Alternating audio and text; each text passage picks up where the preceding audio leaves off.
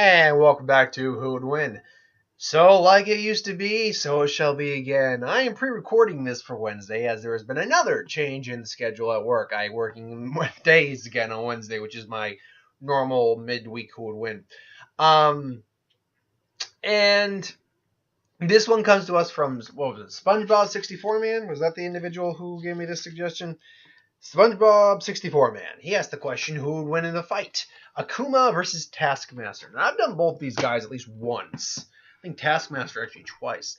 Yeah, put him against Kakashi and Bane. Akuma went up against Yujiro Hanma. I don't know if I do him more than once. But, we'll just go over Akuma then real quick. Again, these are guys who I really don't need to research at this point. Akuma is one of the main antagonists in the Street Fighter series, either if you look at the anime or if you look at the games. Now, along with M. Bison, though, the Akuma's one of the only guys who can actually put Bison down. Akuma, he was a master of, I can't remember the name of the style, but it was it was a style that Ryu was also trained in as well. But difference was that he actually mastered all its techniques, including the devastating, Atsu Inuhara, which is basically murder, death, kill kind of thing. So basically an attack that actually can destroy your soul. But Akuma has always been extreme. Basically, he's believed he sold his soul, and he's a living demon. He's powerful enough to literally break a continent in half with his fists.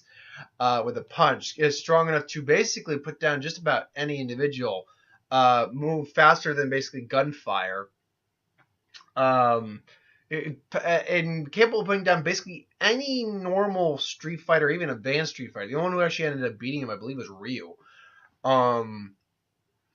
He knows energy-based attacks like the Hadoken as well. It's just it's his own variation on it.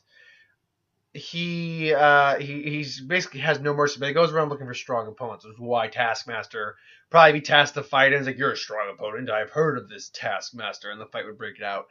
Taskmaster is, I can't remember the guy's actual name. But Taskmaster is a mercenary with a mutant, but he is a mutant. He has the ability of basically reflexive. He basically has innate muscle memory. If he sees a motion, he can instantly copy it. It's allowed him to copy God knows how many fighting styles. Probably he knows how to play a mean guitar just by watching a guy on TV play guitar. He uses them primarily to copy individuals' fighting styles and basically beat them at their own game. And to the point where he also has a sword, copying swordsman styles. He's got a shield to copy Captain America's shield fighting style. He's got retractable blades copying Wolverine style. He's got a web shooter copying Spider-Man style. I believe he does carry a couple other small armaments on him. He doesn't really carry like firepower or anything like that. But he's still a master hand-to-hand combatant, very dangerous individual. He's not superhuman though. He can kind of push himself a little past. He's peak, but he's not superhuman or close to peak. For instance, if he saw a super speed individual use if he blocked super fast, he could copy the motions of the blocking, but he couldn't. But he couldn't move at that speed. He's still limited by his own physicality, so it won't really. It doesn't really matter exactly what he memorizes or what movements he memorizes, as long if he can't match the speed of the person using it. So ultimately, ultimately he is limited by the fact that he's still just a physically fit but normal human in that regard. Well, technically he's a mutant, but still. So if these guys broke out into a fight, what would happen? Well, Akuma's going to definitely be the more physically imposing of the two. I mean, a fight breaks out. Taskmaster tries to get a lucky shot off. He misses. So now it's them. Oh, that's right. He's got arrows to mimic Hawkeye as well. I remember now. So him and Akuma kind of like square off, and Akuma comes in, throws a punch. He's able to avoid. I'm sure Taskmaster could avoid at least the initial onslaught, but that'd be Akuma going easy anyway. He'd be immediately copying Akuma's style, and now Akuma's actually fighting someone at the moment who's his equal, which would actually cause him to get really excited, be like, "Oh, there's someone who could finally match me." And he gets like a shot in the face, like boom. And then, the claws come out. It's like, Wolverine style with Akuma style. But Akuma now cranks it up a bit, and now is actually taking this seriously. And the minute Akuma starts to take it seriously, Taskmaster's going to be on the back pedal because he's got to he can't physically compete with Akuma. Akuma's strong enough to break a continent in half with his fist. Taskmaster is not. Akuma's also a true trained martial artist with the reflexes of a martial artist. He's physically faster than Taskmaster, more physically has just better reflexes than Taskmaster. But Taskmaster still has enough reflexes and enough memorized movements that he could still avoid the hit. It's not that he couldn't. It's not that he couldn't do that, at least for a little bit. But he'd be on the back burner. He'd have to be relying on his extra weaponry, and Kuma could probably just break through the shield, which is not vibranium. The claws, which I don't believe are adamantium. Ultimately, Taskmaster is going to have to try to get a killing blow on Akuma before Akuma basically just wears him out and just destroys him. And ultimately, I think Akuma will win the fight simply on sheer tenacity and physicality, and just being the overall more physically imposing and fit, and just better trained, I think. Not to say that Taskmaster isn't massively trained, but a lot of his skill does come from the fact that he can memorize movements and incorporate them into his own style.